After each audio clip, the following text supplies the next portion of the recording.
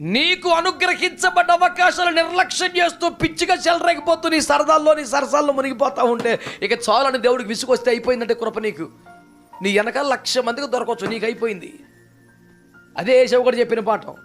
ఆ తరువాత నీ స్థానమును కోల్పోయి ఉచితని అమ్మేసుకొని దేవుని దృష్టిలో విలువైందని లెక్క చేయకుండా జ్యేష్ఠత్వము కంటే అభిషేకము కంటే బాధ్యత గల స్థానము కంటే లోకమునకు దేవుణ్ణి కనపరచవలసిన జ్యేష్ఠత్వము కంటే ఒక్క పూట కూటికి ఎక్కువ కక్కుర్తపడితే చెయ్యి అతను మాట్లాడితే అయిపోయింది కోటం.